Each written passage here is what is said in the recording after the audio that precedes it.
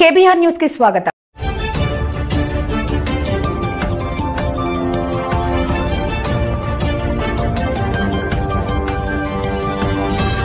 KBr news की स्वागत। ఉగ్రదాడిపై Chandrababu shocking comments. జాతీయ పంచాయతీరాజ్ దినోత్సవం వేడుకల్లో పాల్గొన్న ఉప ముఖ్యమంత్రి పవన్ కళ్యాణ్ గ్రంథాలయంలో ఘనంగా సీఎం పుట్టినరోజు వేడుకల్లో ఉగ్రదాడి ఘటనపై వైఎస్ఆర్సీపీ నేతలు క్యాండిల్ ర్యాలీ.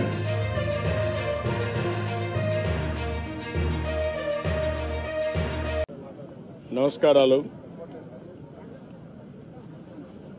ఈరోజు ఒక అత్యంత విషాదకరణ సంఘటన, బాధాకరమైన సంఘటన. ఏదైతే పహల్గామ్లో జరిగినటువంటి టెర్రరిస్ట్ కాల్పులు భారతదేశం మొత్తం షాక్కు గురి చేసింది. ప్రపంచాన్ని కదిలించే పరిస్థితి తీసుకొచ్చింది. అతి దారుణంగా విహారయాత్రకు పోయినటువంటి యాత్రికుల పైన విశిక్షణారహితంగా కాల్పులు చేయడం, అది కూడా ఇప్పుడే చంద్రమౌళి గారితో అక్కడ ఉన్న వ్యక్తి, ప్రత్యక్ష సాక్షి శశిధర్ గారు వచ్చారు. ఆయనతో మాట్లాడినప్పుడు ఆయన చెప్పిన విషయం, ఏదైతే అక్కడ వీళ్ళందరూ ఉన్నారు, టాయిలెట్ కోసం బాత్రూమ్స్కి వెళ్లారు. వెళ్లిన సమయంలో ఒక ఇద్దరు వ్యక్తులు మొత్తం ఇష్టానుసారంగా AK-47 లాంటి గన్ పెట్టుకొని కాల్చుకుంటూ వస్తున్నారు. వీళ్ళు అక్కడి నుంచి పరిగెత్తారు. మిగిలిన ఫ్యామిలీ మెంబర్స్ ఎవరైతే మగవాళ్ళు ఉన్నారో కొంచెం ముందు పోగలిగారు. ఈయన కూడా వెళ్ళాడు కానీ కొంచెం వెనకబడ్డాడు. దాంతో ఈయన్ని ఆయన కళ్ళ ముందరనే కాల్చి చంపేసే పరిస్థితికి వచ్చారు. కళ్ళ ఎదుటిగా చూసిన ప్రత్యక్ష సాక్షి శశిధర్ గారు.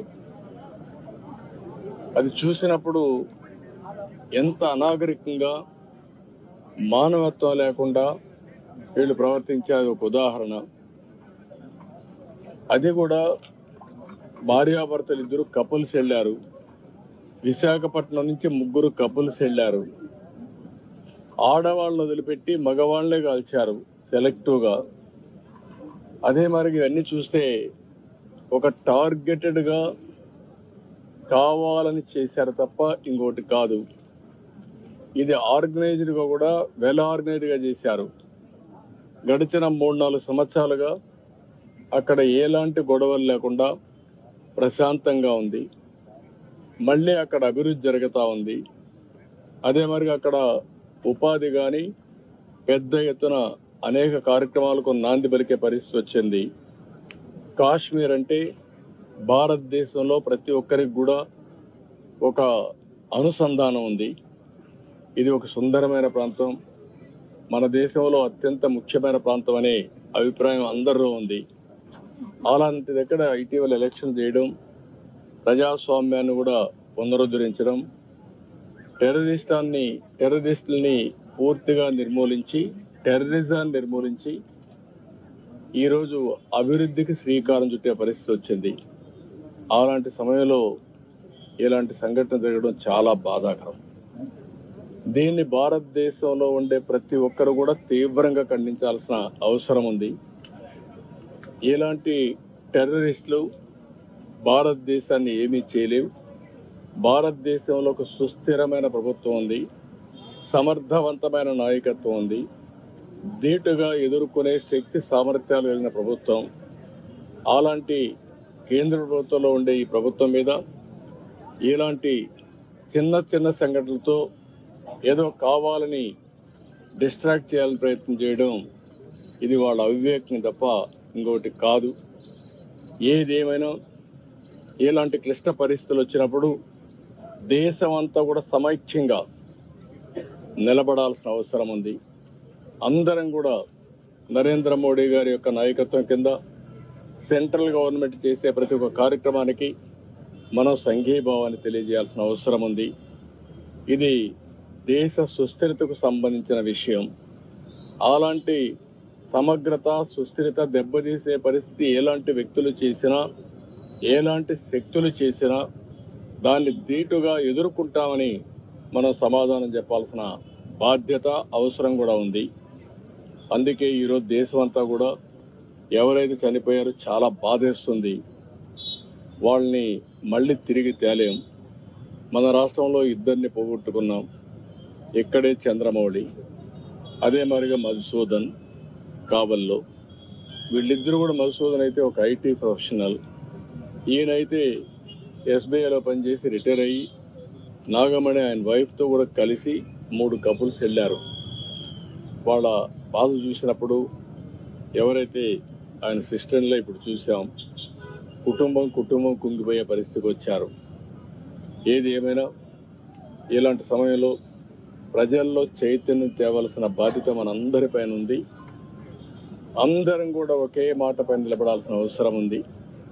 ప్రధానమంత్రి చేసే ప్రతి ఒక్క కార్యక్రమానికి సంఘీభావాన్ని తెలియజేయడమే కాకుండా మనం అందరం కూడా ఆయనకు పూర్తి సహకారాన్ని అందించాల్సిన అవసరం ఉంది. ఇది జరగాలంటే ప్రతి ఒక్క దగ్గర చైతన్యం తీసుకురావాల్సిన బాధ్యత మన పైన ఉంది. అక్కడక్కడ టెర్రరిస్టులు చూస్తున్నాం.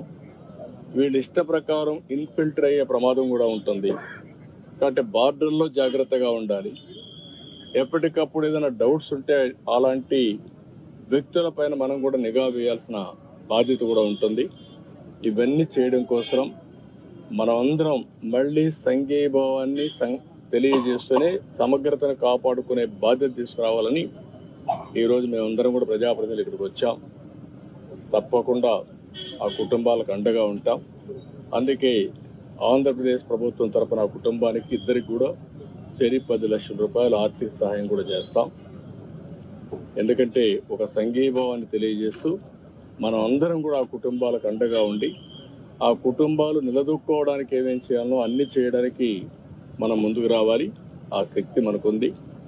చనిపోయినటువంటి చంద్రమౌళి గారికి ప్రగాఢ సానుభూతి, కుటుంబ సభ్యులకు సానుభూతి తెలియజేస్తూ ఆయన ఆత్మకు శాంతి కలగాలని భగవంతుణ్ణి ప్రార్థిస్తూ మరొకసారి ఆ కుటుంబానికి ధైర్యం చెప్తూ సెలవు తీసుకుంటాం. అలాగే ఇందాక ఇక్కడ చూస్తూ ఉంటే గాంధీజీ గారిది స్లోగన్, ఆయన ఇచ్చిన లైన్స్ ఉన్నాయి. Independence must begin at the bottom, plus every village will be a republic, Panchayat having full powers. అంటే గ్రామాలే స్వయం ప్రతిపత్తి గల వ్యవస్థలకు ఏర్పడాలి. అత్యంత స్మాల్ యూనిట్. అది నాకు చాలా అవగాహన ఉంది. ఇందాక పట్టాభి గారు చెప్పినట్టుగా నేను పట్టణాల్లో చిన్న చిన్న టౌన్స్లో పెరిగానేమో కానీ నా గుండెల్లో ఎప్పుడు పల్లె ఉంటుంది. పల్లె అభివృద్ధి.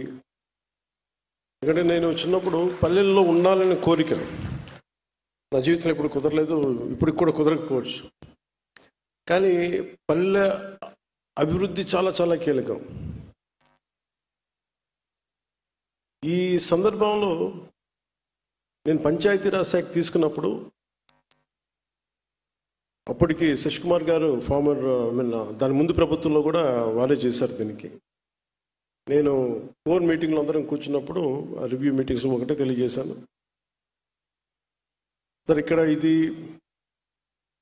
కక్ష సాధించం ఎవరి మీద. నాకు కావాల్సిందల్లా పంచాయతీకి ఏ నిధులైతే ఇవ్వబడ్డాయో అవి సంపూర్ణంగా ఖర్చు కాబడాలి. ఏ ఉద్దేశంకైతే ఇవ్వబడిందో డబ్బు, ఆ డబ్బు సంపూర్ణంగా దానికే నిర్దేశించిన డబ్బు దానికే ఖర్చు పెట్టగలగాలి. ఎలాంటి అవకతవకలు లేకుండా దయచేసి చూడండి అని చెప్పి ఆ బాధ్యత తీసుకున్నప్పుడు ఆయన చాలా మనస్ఫూర్తిగా, శశిభూషణ్ గారు చాలా మనస్ఫూర్తిగా తీసుకొని మేము మనం ఇన్ని కార్యక్రమాలు చేస్తుంటే వెన్నంటే ఉన్నందుకు ముందుగా శశికుమార్ గారికి నా ప్రత్యేకమైన ధన్యవాదాలు. అలాగే ఇక్కడ కేరళ నుంచి మన ఆంధ్ర సేవ చేయాలని చెప్పి వచ్చిన కృష్ణతేజ గారికి, మిగతా ఉన్నతాధికారులందరికీ ప్రత్యేకంగా నా ధన్యవాదాలు తెలుపు. మీరే లేకపోతే ఈరోజున ఇంత విజయవంతంగా, ఇంత వడివడిగా రోడ్లు వేయటం నిర్మాణం దగ్గర కావచ్చు, ఫామ్ పాండ్స్ కావచ్చు, నీటి తొట్టులు కావచ్చు, గ్రామాల రహదారులు కావచ్చు, ఈ వేదిక పైన ఉన్న కీలకమైన వ్యక్తులు ఎవరు కనుక లేకపోయినుంటే, అలాగే అదే స్థాయిలో కింద గ్రామ స్థాయిలో కూడా వ్యక్తులు బలమైన సమూహం లేకపోయినుంటే ఈరోజు ఇంత వేగవంతంగా రోడ్లు వేసేవాళ్ళం కాదు, ఎన్ని పనులు చేయగలిగే వాళ్ళం కాదు. అలాగే మేము ఇందాక శశిభూషణ్ గారు మాట్లాడుతూ కొన్ని కాంట్రాక్ట్స్ చేసిన దాన్ని ఇంకా కొంచెం చాలా నమ్మకం మీద భరోసా పెట్టారు ఈ ప్రభుత్వం మీద. కొంతమంది బంగారం తాకట్టు పెట్టి కూడా మేము పనులు చేసాం. ఎందుకంటే మాకు ఈ ఎన్డీఏ ప్రభుత్వం మీద గౌరవ ముఖ్యమంత్రి శ్రీ నారా చంద్రబాబు నాయుడు గారి నాయకత్వాన, సమర్థవంతమైన నాయకత్వాన నాకు చాలా బలమైన నమ్మకం ఉంది అని చెప్పి డబ్బులు ఇవ్వకపోయినా కానీ, ఇంకా రిలీజ్ కాకపోయినా పనులు చేసినందుకు ప్రతి కాంట్రాక్టర్స్ ప్రతి ఒక్కరికి పేరు పేరున నా ధన్యవాదాలు తెలుపుతున్నాను. కొంత నిధులు కొంత శాతం ముందు వచ్చినంత నిధులు కొంత జాప్యం ఉంది. ఇది కేవలం ఏంటంటే ఇది మన రాష్ట్ర ప్రభుత్వం సంబంధించింది కాదు, ఇది కేంద్ర ప్రభుత్వం అన్ని రాష్ట్రాలకి నిధులు విడుదల చేసే దాంట్లో కొంత జాప్యం ఉంది. అది ఫైనాన్షియల్ ప్లానింగ్లో కొంత జాప్యం జరిగింది. అందుకనే మన ఫైనాన్స్ కమిషన్ మీటింగ్ కూడా జరిగింది. దాంట్లో భాగంగా అన్ని వాళ్ళకి చూసుకున్న తర్వాత ఖచ్చితంగా ఇంకో కొద్ది రోజుల్లోనే మనకి ఆ నిధులు వస్తాయి అనేది నాకు సంపూర్ణమైన విశ్వాసం ఉంది. దానికి మాకు తెలియ కూడా చేశారు. సో మీ అందరికీ ఆ భరోసా అయితే ఇస్తున్నాను మీకు. అలాగే మల్టీ విలేజ్, ముఖ్యంగా నేను చాలాసార్లు ఈ తాండాల్లో తిరిగేవాడిని ఈ అనేక సందర్భాల్లో. తెలంగాణలోని కర్ణాటక కావచ్చు, లేదంటే మన ఆంధ్రాలోని అరకు ప్రాంతాల్లో కావచ్చు. అలాగే ముఖ్యంగా మన పంచాయతీలు తీరుతెన్నులు చూస్తే చాలా బాధేస్తూ ఉంటారు. మేము రాగానే ముందు అనుకుంది ఏంటంటే, అసలు ముందు వ్యవస్థని బలోపేతం చేయాలి అంటే ముందు ఒక బాధ్యత గల వ్యక్తిగా నేను నాకు పరిపాలన అనుభవం లేదు నాకు, కానీ చిత్తశుద్ధి ఉంది, త్రికరణ శుద్ధిగా ఒక మంచి చేయాలని సదుద్దేశం ఉన్నవాడిని. ఒక 2 నెలలు చాలా కీలకంగా దీని మీద అధ్యయనం చేశాను. అందరితో మాట్లాడి అన్ని సమీక్షలు జరిపి అన్ని డిపార్ట్మెంట్కి సంబంధించి అన్ని సంపూర్ణమైన అవగాహన చెప్పలేను, కానీ చాలా వరకు అవగాహన చేసుకునే మాట్లాడతాను. ఆ సందర్భంలో నేను కీలకంగా తీసుకుంది ఏంటంటే, పంచాయతీరాజ్ అనేది డబ్బులు లేకుండా ముందు బదిలీలు జరగవు, సిఫార్సులు లేకుండా బదిలీలు జరగవు. నేను ఆ రెండిటికి మా పేషీ నుంచి చాలా క్లియర్ కట్ ఇన్స్ట్రక్షన్స్ పెట్టాను. డిప్యూటీ సీఎం పేషీ నుంచి కానీ అధికారుల నుంచి కానీ చాలా క్లియర్ కట్ ఇన్స్ట్రక్షన్ ఏంటంటే, ఒక చిన్నపాటి పైరివీలు చేసినా కానీ ఇక్కడ ఎవరు దయచేసి ఉండదు, దయచేసి మీరు ఇక్కడి నుంచి వెళ్ళిపోండి. ఎందుకంటే నాకు కింద దాకా అట్టడుగు శ్రామికుడు దాకా దీని ఫలితాలు పొందాలి అంటే ఎక్కడా కూడా లీడ్ చేసే వాళ్ళ దగ్గర నుంచి ఏ మాత్రం కూడా అసలు అలక్ష్యం లేకుండా, లేదంటే పైరివీలు లేకుండా ఉండాలని చెప్పి నేను తీసుకున్న నిర్ణయం చాలా చాలా బలంగా అందరూ దీన్ని ముందుకు తీసుకెళ్ళారు. అందుకనే మనకి డిఈఓలు కానీ ఎవరైనా సరే ఏ స్థాయి అధికారులకైనా క్లియర్ కట్గా ఏం చెప్పి మా పరిధిలో ఉన్నంత వరకు ఎంతమందిని ట్రాన్స్ఫర్ చేయాలి. చాలామంది మా పేజ్ మన వెంకటకృష్ణ గారు, మన ఓఎస్డి వెంకటకృష్ణ గారు చెప్తూ ఉంటారు, చాలామంది ట్రాన్స్ఫర్లు చేసిన తర్వాత అంటే జీవితంలో మాకు ఎప్పుడు ఇంకా ఒక రైట్ పోస్టింగ్ రాదు, లేదంటే సమర్థత ఉండి, నేను సమర్థతను వెతుక్కున్నాను. నేను నిజంగా ఇంటిగ్రిటీ ఉండి మన పరిపాలనా వ్యవస్థని పటిష్టం చేద్దాం అనుకున్న అధికారులు ఎవరున్నారో వాళ్ళని వెతికి పట్టుకోండి. ఫస్ట్ నేను ఇచ్చిన ఇన్స్ట్రక్షన్ అంతే, వెతికి పట్టుకోండి. ఎవరైతే నిర్లక్ష్యం కాబట్టారో, ఎవరైతే సమర్థత ఉండి, ప్రతిభ ఉండి, ఇంటిగ్రిటీ ఉండి వాళ్ళు దూరం కాబట్టారో వాళ్ళందరినీ వెతికి పట్టుకొని మీరు పంచాయతీరాజ్ కీలకమైన వ్యవస్థలో పెట్టండి. అలాగే ప్రతి ఎమ్మెల్యే గారి దగ్గర నుంచి, మంత్రులు, క్యాబినెట్ సహచరుల దగ్గర నుంచి నాకు రికమెండేషన్స్ వస్తే నేను ఒకటే చెప్పాను, నేను ఈ కండిషన్స్ పెట్టాను. ప్రయారిటీస్ ఎబిలిటీ కావాలి, సమర్థత ఉండాలి. అట్ ద సేమ్ టైం నేను రూల్ బుక్ని నేను వైలేట్ చేయను, నేను రూల్స్ని వైలేట్ చేసైతే చేయను. అలాగే మీకు ఈ అన్నీ కలిసినప్పుడు మీరు చెప్పే వ్యక్తికి సమర్థన ఖచ్చితంగా దాన్ని ముందుకు తీసుకెళ్తానని చెప్పి అందరినీ నేను ఒప్పించాను. అలాగే కొన్ని చేసినవి ఉన్నాయి, కొన్ని చేయలేనివి కూడా ఉన్నాయి. ఇది ఒక్కటి ఈ రోజున చాలా సమర్థవంతంగా హెల్ప్ చేస్తుంది. అదే కనుక లేకపోయింది కానీ ఉండుంటే ఈ రోజున మనం ఇంత ఉత్సాహంగా ఈ పంచాయతీరాజ్ దినోత్సవం జరుపుకోవడం మన మనసు ఒప్పేది కాదు. మీరు చెప్పండి, గత 5 సంవత్సరాల్లో అసలు ఇలాంటి సందర్భం జరిగిందా? మీరు ఆలోచించండి ఒకసారి. అంటే నేను ఒకటి, గ్రామాలు దేశానికి పట్టుకొమ్మలు కాబట్టి అది సర్పంచ్ స్వయం ప్రతిపత్తి గల గ్రామాలు అవ్వాలి.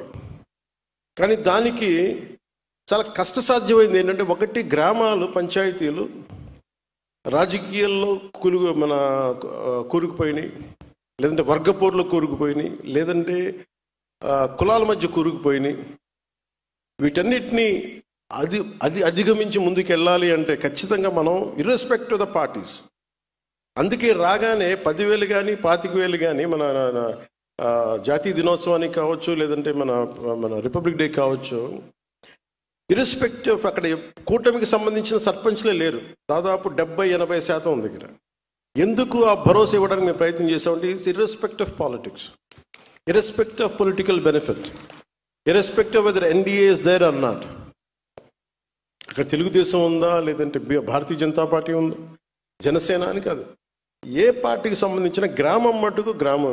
అది పంచాయతీ సర్పంచ్కి ఇవ్వాల్సిన మర్యాద కానీ, ఎంపీపీలకు ఇవ్వాల్సిన మర్యాద కానీ, ఎంపీటీసీలకు ఇవ్వాల్సిన మర్యాద కానీ, జెడ్పీటీసీలకు ఇవ్వాల్సిన మర్యాద ఇర్రెస్పెక్ట్ ఆఫ్ ద పార్టీలకి అతీతంగా అది ఇవ్వడానికి మేము సంసిద్ధంగా ఉన్నాం. అదే మేము చూపిస్తా ఉన్నాం ఇక్కడ దాకా. సో మేము దాంట్లో భాగంగానే ఈ రోజున ఈ గ్రామస్థాయిని, గ్రామాలను బలోపేతం చేయాలి. పంచాయతీరాజ్ వ్యవస్థని గత ప్రభుత్వం పూర్తిగా నిర్లక్ష్యం చేసిన దాన్ని తిరిగి దాన్ని ఆ నిర్లక్ష్య ధోరణి నుంచి కాపాడాలి.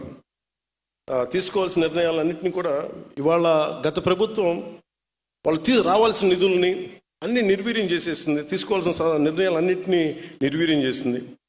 15వ ఆర్థిక సంఘం ద్వారా మంజూరైన నిధుల్ని సమర్థవంతంగా పంచాయతీలకు వినియోగించలేకపోయారు. అయితే మన ప్రభుత్వం వచ్చిన తర్వాత సకాలంలోనే 1,121 కోట్ల రూపాయలు నేరుగా పంచాయతీలకి బడ్జెట్ విడుదలలో ఉత్తర్వులు జారీ చేయడం జరిగింది. మన ప్రభుత్వం వచ్చిన రోజు నుండి ప్రతి అడుగు పంచాయతీలని బలోపేతం చేసే దిశగానే మనం ముందుకెళ్తా ఉన్నాం. సర్పంచుల ఆత్మ గౌరవాన్ని పెంపొందించేది ఇందాక చెప్పినట్టుగా జాతీయ పండుగలైనటువంటి స్వాతంత్ర మరియు గణతంత్ర దినోత్సవాల నిర్వహణకు మంజూరు చేసిన నిధుల్ని 100 నుండి 10,000కి మరియు 250 నుండి 25,000కి పెంచాం. మునుపటి ప్రభుత్వంలో ఉపాధి హామీ పథకం కింద గ్రామ అభివృద్ధిలో ఎలాంటి నిర్ణయాలు తీసుకున్నారు, ఎలాంటి పనులు జరుగుతున్నాయనే దానిపైన స్పష్టత ఉండేది కాదు. కానీ మన ప్రభుత్వం రాగానే ఉపాధి హామీ పథకాన్ని పారదర్శకంగా అమలు చేస్తూ సోషల్ ఆడిట్స్ చాలా సమర్థవంతంగా నిర్వహించడం జరిగింది. ఇప్పటి వరకు ఉపాధి హామీ పథకం కింద 46,94,000 కుటుంబాలకు చెందిన 75,23,000 మంది ఉపాధి ఇక్కడ కూలీ అని రాశారు. నాకు ఈ పదం కొంచెం ఇబ్బందిగా ఉంది. అంటే వేజ్ సీకర్స్ అది ఇంగ్లీష్, నేను అనేది శ్రామికులు అనే పడదాం, లేదంటే దీనికి ఒక పదం పట్టుకుందాం. దీనికి అంటే గ్రామ వికాస నరేగా శ్రామికులు అనే పదం నాకు ఇష్టంగా అనిపించలే. పల్లెల్ని నిర్మించే కార్మికులు, లేదంటే గౌరవం ఇవ్వాలి, అంతేగాని ఏదో ఉపాధి మన కూలీ ఇస్తున్నాం డబ్బులు వెళ్ళిపోయిన అలా ఉంది. అందుకని దయచేసి దీన్ని ఒకసారి, ఎందుకంటే పిఆర్ డిపార్ట్మెంట్లో లేదంటే న్యూస్ పేపర్స్లో అన్నిటి కూడా ఉపాధి హామీ కూలీ అంటే కూలీ అనే పదం బ్రిటిష్ వాళ్ళ నుంచి వచ్చింది. మనల్ని భారతీయుల్ని చైనీస్ని బయట తోటలో పనిచేయడానికి అది చాలా డిరగేటరీ టర్మ్. అందుకని దయచేసి ఆ పదం మనం వాడద్దు. అందరినీ మార్చలేం, కానీ దయచేసి ఈ పదం ఆ పంచాయతీరాజ్ ప్రిన్సిపల్ సెక్రటరీ గారికి, ఉన్నతాధికారులకు కూడా నా విజ్ఞాపన. ఇంకొక కొత్త పదం ఏదైనా పట్టుకుని నరేగా శ్రామికులను అనండి, లేదంటే గ్రామ వికాస శ్రామికులు అనండి. శ్రామికుడు అనే పదం వాడండి దయచేసి. అందుకని ఈ ఉపాధి హామీ కింద గ్రామాభివృద్ధికి ఎలాంటి మనకి ఈ ఉపాధి శ్రామికులకి వారి సొంత గ్రామాల్లో ఉపాధిని కల్పించాం.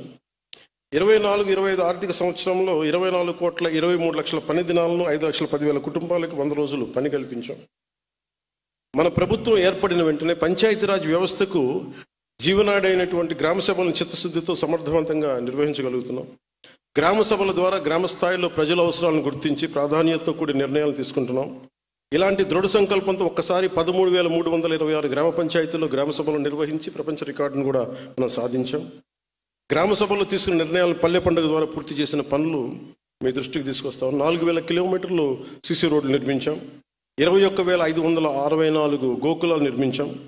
12,950 నీటి తొట్టులను, అంటే మనకి మూగజీవాలు కావాల్సిన నీటి తొట్టుల్ని నిర్మించాం. 20,286 ఫామ్ పౌండ్స్ని తీసి మనం పూర్తి చేశాం. ఖర్చు చేసిన మొత్తం దాదాపు 10,669 కోట్లు. ఇదంతా ఒక సంవత్సరంలో, ఇంకా అవల కరెక్ట్గా చెప్పండి 9 నెలలు. ఈ విధమైన పంచాయతీరాజ్ బలోపేతం కేవలం మైదాన ప్రాంతాల్లోనే కాకుండా గిరిజన ప్రాంతాల్లో కూడా పంచాయతీ విస్తరణం అంటే panchayat extension to schedule areas PESA దీని కింద బలోపేతం చేసే దిశగా మొన్నే అడవి తల్లి బాటని కార్యక్రమాన్ని ప్రారంభించాం. ఇందులో భాగంగా 1,005 కోట్లతోటి 601 అనుసంధానం లేని పర్టికులర్లీ వల్నరబుల్ ట్రైబల్ గ్రూప్స్ హ్యాబిటేషన్స్కు 1,069 కిలోమీటర్ల రోడ్లని కుటుంబ ప్రభుత్వం నారా చంద్రబాబు గారి నాయకత్వంలో మన ప్రధానమంత్రి నరేంద్ర మోదీ గారి సహకారంతో 1,069 కిలోమీటర్ల రోడ్డును కూటమి ప్రభుత్వం మంజూరు చేసింది. పంచాయతీరాజ్ వ్యవస్థల్లో పరిపాలనాపరమైన పునర్నిర్మాణం, ఇతర సంస్కరణలు తీసుకురావటం, డివిజన్ లెవెల్ డెవలప్మెంట్ ఆఫీసర్ పోస్టులని బలోపేతం, పరిపాలన పునర్వ్యవస్థీకరణ చేయడం జరిగింది. చాలా సమర్థవంతంగా సంస్కరణలు తీసుకొస్తున్నాం. అంటే చాలా కొన్ని ఏమో ఇబ్బందికరంగా ఉన్నాయి, కొన్ని ఒక ఆర్డర్లో లేవు. అందుకని ప్రత్యేకించి పంచాయతీరాజ్ బాగు కోరుకున్న చాలామంది వెంకటకృష్ణ గారు లాంటి అధికారులు కానీ, శశిభూషణ్ గారు లాంటి మన ఉన్నత అధికారులు కానీ వీళ్ళందరూ కూడా ఇది సమర్థవంతంగా తీసుకెళ్లి క్యాబినెట్ దాకా అప్రూవల్ కూడా జరిగింది. So it will be more transparent and more effective in future. Panchayati Raj is going to the most effective department in the Andhra Pradesh state. ఇంతకుముందు గ్రామ పంచాయతీల్లో ఆధారంగా గ్రేడింగ్ చేయబడేవి. కానీ ఇప్పుడు మన ప్రభుత్వం ఖండించండి ఉగ్రవాదుల దాడిని,